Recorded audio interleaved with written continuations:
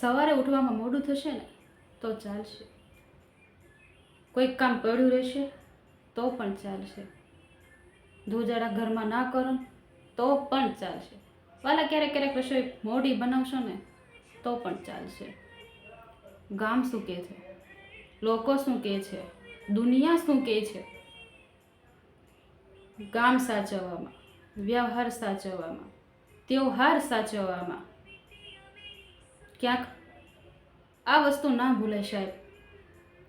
વ્યવહાર તહેવાર બધુંય પાછું આવશે, પણ તમારા બાળકનું બાળપણ, એનું લાડકપણ પાછું નહીં આવે. માટે સાહેબ, તમારા બાળકના બાળપણને એવી રીતે હમણાં સાચવી લેજો કે એના મોટા થયા પછી તમને એના ગયાનો અફસોસ ના થાય.